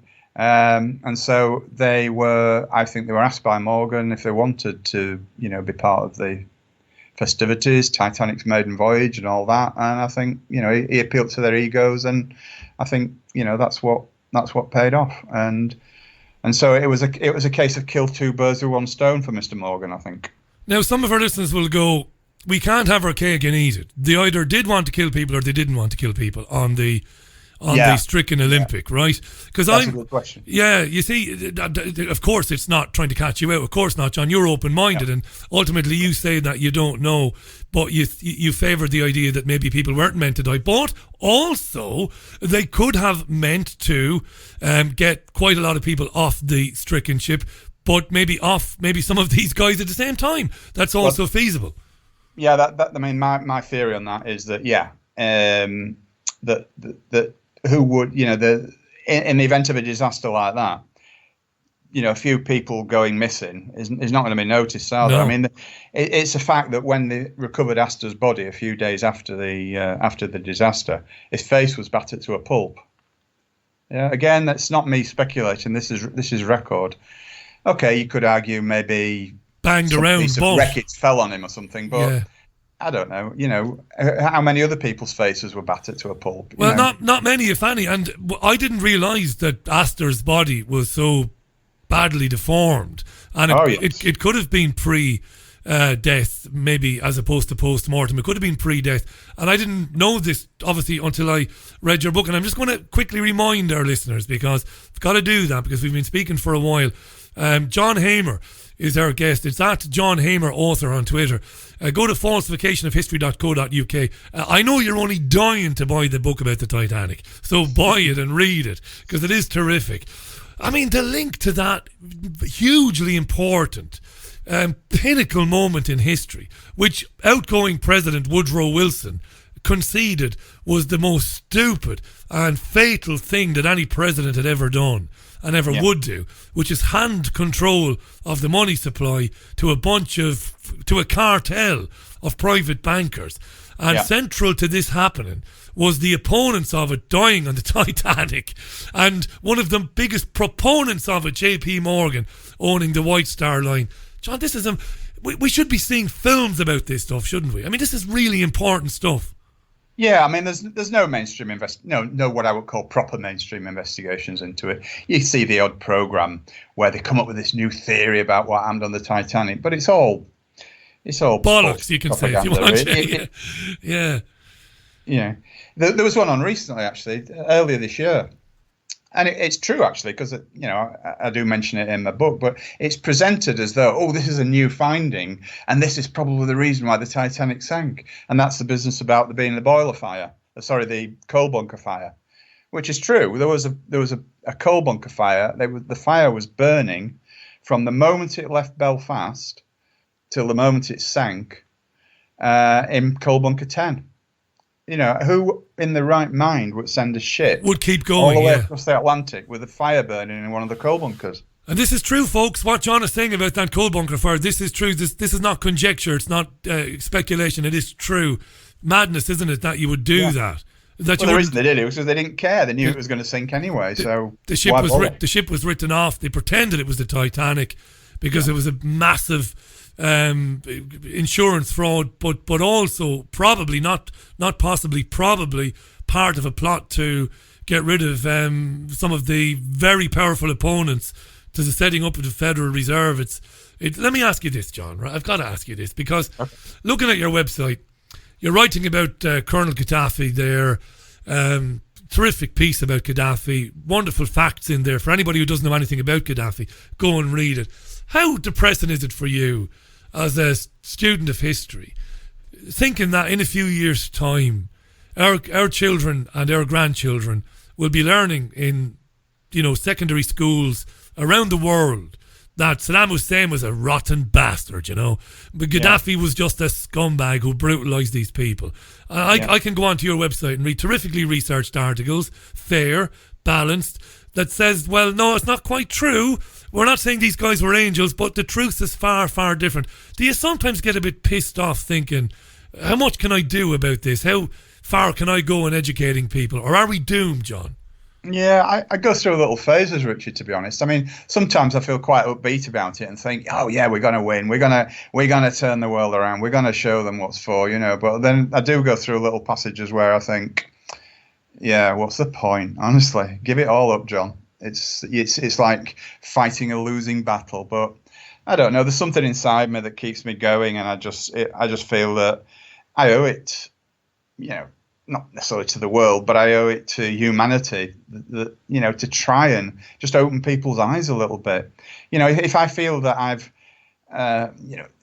enlightened even just a few people, I mean, that just makes everything all worthwhile, and that's what keeps me going, Yeah, because you can somebody like you, if you reach one person a day or one person a week, it's marvellous because it's chipping away. Yeah. It really is, I reading your Titanic book and speaking to you earlier on in the year, and I loved history in school, and I regret that now. It's very difficult, it's very bittersweet for me thinking back. Two of the most influential people in my life were my history, secondary school history teacher and my English teacher, two terrific men. And much of what I was being taught by my history teacher is not accurate. Now, I'm not saying that he was some sort of bastard. He learned it himself, and that's what was spoon-fed into him. I don't blame him for it. But those were fond memories for me. And now I know much of it is crap, It's not. It doesn't sit easy with me, but what are you going to do? Well, I'm the same, Richie. I mean, it disappoints me, like you're saying about the Titanic. You feel a sense of being let down, don't you? That you hear all these stories, incredible stories of daring do and all the rest of it, only to find that it's just all basically bollocks, a lot of it, and it does depress you and it does get you down, but you just got to keep going. People say to me, they say, oh God, what can I do about it? What is the point? What is the point? And my response to that is always, well, I write about it. I write articles, I write books about it, and I do radio programs like this. And they'll say, well, yeah, but what can I do? I can't do any of that. And I say, yeah, just tell people. If you tell two people and they tell two people and they tell two people, then it's just about getting the word out. And eventually, something called the 100th monkey syndrome hopefully will come into place.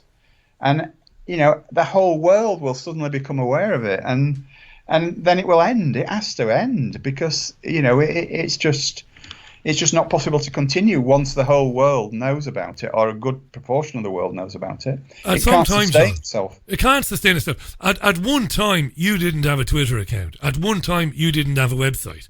At one time, you had no followers. And then you built your website, you put your Twitter on there, you wrote your articles, and you wrote your books, and people have read them. That's amazing. So when people say, what can I do? Well, you can do what you want to do. You can sit there saying that it's all shit and it's all gone to hell in a handcart or whatever, can't do anything about it. Or you can do what John Hamer did. Right? You might not be able to write like John, but there are things you can do. You can broadcast. What you can do is next time you have a book club, you can get John's book. And you can say, I'll tell you what, I've got 5 copies of John's book. We have a book club, and a lot of people go to book clubs these days. They're all the rage again. Here's John's book on the Titanic, or falsification of history. Here they are. Let's read that, and next week let's talk about it. There are a million things you can do. You can show a screening of a really good documentary made by an independent documentary filmmaker, documentarian, one that can't get on the BBC. You can show a screening of that. There's a million things, John, you can do. Absolutely. It's just about contributing in whatever little way you can, and nobody expects you to change the world, but just spread the message. That will be my message. Just spread the message to people about the reality of what's going on. Absolutely. Hey, quick question. We've got about 5 or 6 minutes left, and I've loved every minute of this, John. I really have. Thanks for coming back. Base Ninja tweets. He says, Richie, ask John what are his opinions on the Lusitania. That's a loaded question because Base Ninja presumably is wondering, is there evidence to suggest that that was a false flag attack? She was torpedoed just off the coast of Kerry, right? Cork. What happened, John? Was it a false flag? It absolutely was a false flag, yeah. And again, I've written another piece on that, and that's on my website. Another little plug there. But yeah, I mean, the story of that was that it was actually enticed to where it was by the British government by removing its escort, because they knew that there were German submarines patrolling in that area, and they knew that if the Lusitania sank, that it was full of wealthy American passengers, that America would be dragged into the war, and that's exactly what they wanted. Again, that's a very, small thumbnail sketch of it, but that's the general gist of it. And eventually, it was the sinking of the Lusitania that dragged America kicking and screaming into the First World War, which is what Britain wanted. Do you know? I've learned to understand why people dismiss guests like you and presenters and programs like this. I've learned to understand it and embrace it and love it and live with it. I really have, because they can't.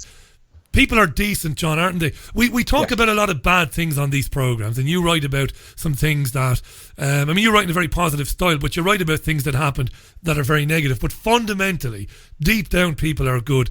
And they hear a program like this, they just don't want to believe that people can be so feckin' evil and sick as to send a bunch of people out on a yacht or on a boat to their deaths, to their horrible, icy cold, miserable deaths to drag a country into a war. They don't want to believe it, John. That's right. I think the problem is that people apply their own values to things, and they can't believe that anybody's values could be so destructive, so psychopathic. I mean, let's face it, all these people that we're talking about, all these people who run the world in secret, they're all psychopaths, they're all sociopaths, they're all narcissists. But people can't relate to that. They find it unbelievable because that is something that they would never do or never be. That's my little theory on it, anyway. Your theory is right. And what we should say to people who think, they couldn't have done that, is ask them, when we invaded Iraq in 2003, what do you think was happening when the F-16s were flying over Baghdad and dropping bombs on populated areas? What do you think was happening? Do you think that the generals in Washington who ordered that didn't realise that children would be blown limb from limb? And they would go, well, of course, well, that's evil, isn't it? That's not any less evil than sending the Lusitania out and the poor skipper and everybody else to be blown to pieces. It's not any less evil. People have to wake up to it, John. They have to wake up to it that, we're arming terrorists in Syria and in Iraq and elsewhere that are doing unspeakable things to people, chopping people's heads off, and they're getting their oxygen from France, from Israel, from the UK and the United States. They're getting their oxygen from people who know what's going to happen when they arm these people. These people are going to murder people in the most unspeakable ways, right? Yeah, absolutely. And the thing that sometimes really bugs me is the fact that it doesn't take that much in the way of independent research to find all this stuff. It's not like it's all hidden and squirreled away in some dark corner of the internet. This is all out in the open. People just Google, or if you don't like using Google, which I don't, use Start Page, which is a more, shall we say, more private search engine than Google. So yeah, I mean, it's all out there. This is what really bugs me sometimes, and people just, I think it's what it is. We've all got our own little lives, and people cannot be bothered. They spend 10 hours a day at work or whatever it is. They come home, and that's the last thing they want to start doing, isn't it? But it's got to be done. It has to be done, yeah, because nothing is going to change for people. Things are going to get more difficult for them financially. Hardship is coming for everybody. This isn't fear porn, it's true. It's coming down the line. Do me a favour, will you? And I mean this as well. Come back in the late winter or the very early spring at the very latest, John. And let's pick up on some other stories and some of the other themes that you've written about in your books, because you're a terrific bloke, mate. It's great to have you on. You're very humble and you've got a wonderful way of explaining things to people that they can understand it. And you make it very listenable. I really mean that. So thanks, Richard. That's very kind of you to say so. No, it's the truth. And I want folks to who've listened to this, check John's books out. Check his website out, The Falsification of History. It is falsificationofhistory.co.uk. John's books can be found there. You can contact him there. There are links to his interviews. He's done many interviews on these subjects as well. And amazon.co.uk or .com as well. If you don't want to go to the website to buy the book, you can buy it. His books, I should say, on those platforms as well. Made sincere best wishes to you and your family for Christmas. Have a lovely time, John. And like I said, I can't wait to speak to you again in the new year. Thanks so much for your time today. You're very welcome, Rich. It's been my pleasure, and obviously the same to you as well. Have a great Christmas to you and your family. Thanks, John. Brilliant to have John Hamer back on the programme. Check out John on Twitter as well. It's at John Hamer Author. What a top man he is. Thanks for all your tweets during that massive amount of tweets. I have had a tweet from Antonio Gomez who says, Richie, why can't I see what listeners are tweeting you? Well, what you've got to do is where it says search Twitter, if you put Richie Allen Show in, but no gaps, no spaces, so it's all one word, Richie Allen Show, all one word, on search Twitter, press enter, and then you can see what other people are tweeting to me, and you can join in those conversations there. Alright, cheers, John. Amy Winehouse, tears dry on their own on the Richie Allen Show. They got sued for that, didn't they? They got sued for that because it sounds very much like Tammy Terrell and Marvin Gaye, Ain't No Mountain High Enough, doesn't it? Doesn't matter. It's a brilliant song anyway. Amy Winehouse on the Richie. How cool is John Hamer? Top man, isn't he? It's great to have him back. He came on the programme back in March and he was brilliant. And I said to him, listen, come back anytime you want. We must get you back on soon. And, well, time does fly, doesn't it? I'd anticipated we might speak to him before now. But he's a really lovely fella, really humble. And I do recommend strongly that you check out his website. As I said, falsificationofhistory.co.uk. And, the books are, well, they're very, very, very, very affordable. And we got to support people like that, So check it out. I'm kind of amazed to be still getting emails from people. Now, this might sound a bit arrogant, and it's not meant to be arrogant. Sometimes you can't help sounding arrogant, even if I'm not. I don't have an arrogant bone in my body. I have an ego. We all have egos. Anybody who creates content or is a content creator, you've got to have a bit of an ego. You've got to fancy yourself a little bit. Otherwise, you wouldn't do it. But I'm not arrogant. But I'm amazed I'm still getting things from people asking me about QAnon. Why don't you believe it, Richie? And is it cognitive dissonance? Help me out here, dear listener. Please help me out. How many more ways can I say, how more kindly can I put it, that it is preposterous to me, the idea that Donald Trump is some embedded deep state champion of the people who's playing this double agent game where his aim is to really out the deep state and deliver the world from evil. How can people believe that? In light of everything that has happened since Donald Trump became president. Which I kind of... If you only listen to this program, and please don't, it absolutely pisses me off when I get these messages, I only get my news from the Richie Allen Show. Well, if you do, you're a moron. Christ. You hear a lot of opinion on this show. I think you hear a lot of fact as well, but you get a lot of opinion from me, conjecture. Don't take it at face value. Use a lot of sources for your information. Number one, don't just listen to me. It's ridiculous to think I'm, the answer. I'm not the answer at all or anything like it. So, or this program isn't the answer. So, use a lot of sources. But if you listen to this program and this program only, how could you conclude? I mean, I got it wrong. I thought Clinton would win, and she didn't. For obvious reasons, I thought she'd win. But then, I think the day after the Trump election, I very quickly, and the audio is there to prove it, said that this is a joke, that this is some, double bluff on the people, that Trump is obviously the person who was chosen to be the next president. And I gave great reasons for that at the time. But everything I said that would happen has happened. That the things Trump said would end, that he would end interventionism, that he would end wars of aggression, that he would stop all of that, overseas incursions and all of that. Nonsense. And I said this would be nonsense and it wouldn't happen. It hasn't happened. He's been the most obviously publicly. Now, every president that came before Trump was owned and was operated by the Zionist lobby. All of them, right? Trump isn't unique in that sense. But never has a president been so publicly controlled by the neocon Zionist brigade in Washington, D.C. What is it with these people that they're hanging on desperately to the notion that this man is the genuine article? What's wrong with them? I can't understand it. It's beyond cognitive dissonance. We've seen cognitive dissonance before. We saw that when Obama was elected.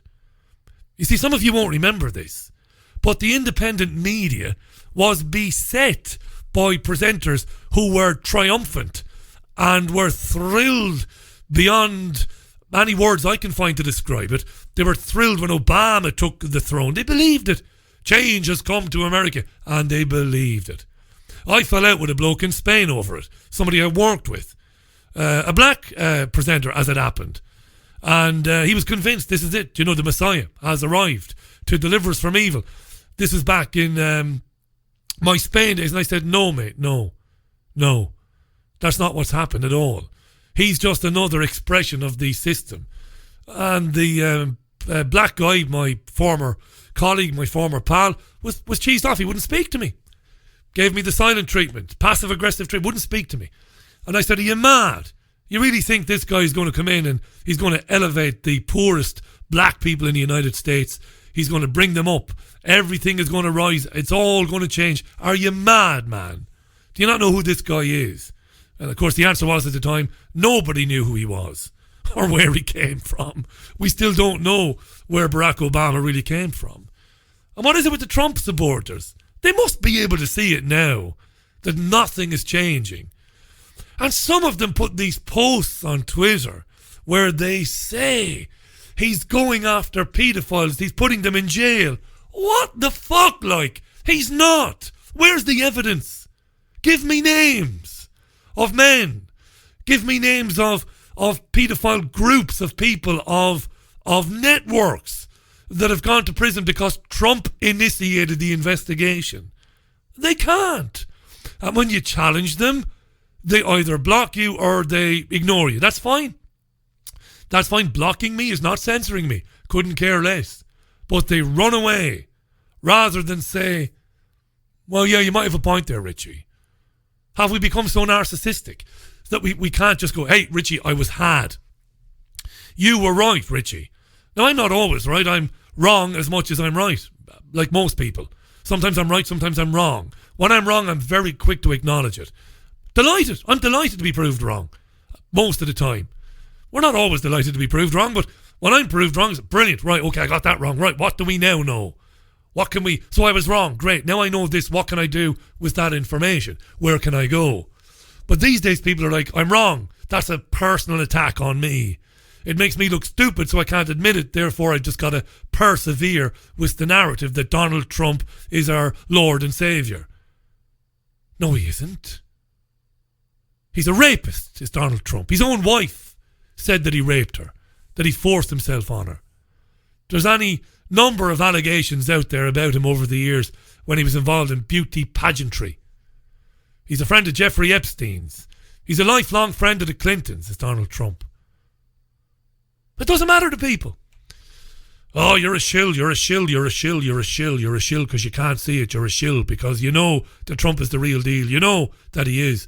But you're a shill. You're deep state yourself. No. I've been saying it for my independent... I was a commercial presenter for years. I was lying, not knowingly, but I was lying to the people. When I was telling them things on my news programs, I wasn't knowingly lying, but I was ripping and reading stories, as I've told you 1,000 times before, from the networks, from the wires, and I was reading them, rewriting them into radio speak, or reading them, and going home safe in the knowledge that I'd done a good job. I hadn't done a good job. I was part of the system. Came out of it. I understand it's all a lie. There isn't a politician on planet Earth that can change anything. Hugo Chavez, as I mentioned last night, got pretty close to it in Venezuela before he was murdered.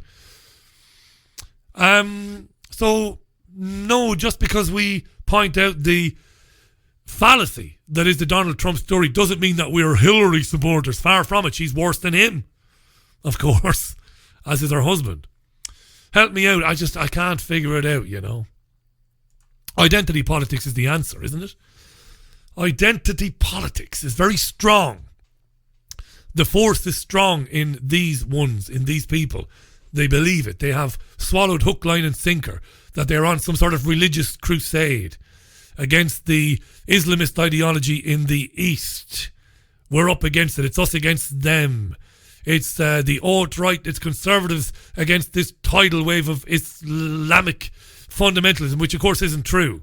Because the people they're supporting, as in the conservatives, they're supporting people who are fueling the rise of Islamic fundamentalists in the Far East or in the Middle East. They're fueling it. The vast majority of Muslims are just like you and me, couldn't give a shit, they just want to get on with it. But the ones that are getting into Europe and causing carnage, like in Strasbourg, are being fueled by the very system that they support, that the Americans support, that the conservatives support, that the alt-right brigade support. It's madness to me. And I don't know how we shake people out of it.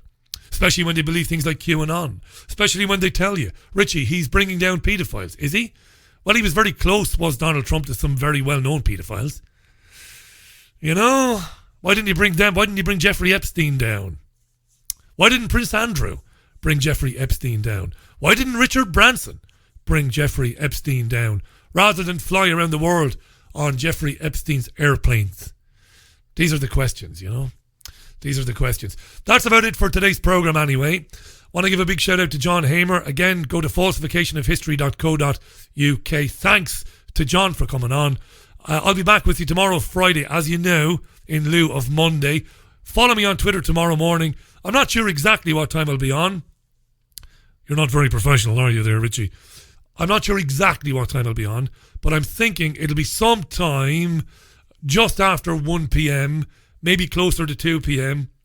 I'll be on. I'll have a roundup of the news of the week. I might have a guest. We'll see. If I don't, I promise to entertain you anyway, and maybe, just maybe, educate you a little bit. But that's tomorrow, Friday. Don't forget that. Live show tomorrow, Friday. And a little bit of housekeeping. Somebody tweeted me earlier on and said, Richie, what will be your final show of the year? Well, next week I am on Monday to Thursday, as usual. And the final show of 2018 will be a week on Sunday. There will be a Sunday View on Sunday, December 23rd. So the last show will be Sunday morning, December 23rd. And then I will take my leave of you until the new year, right? So that bit of housekeeping is done. Shows as usual next week, Monday to Thursday, and Sunday, December 23rd is the final show of 2018. There you are. There you are. Look after yourselves and one another. Thanks for listening. Speak tomorrow, leaving you with Shane and Kirsty. Christmas Eve.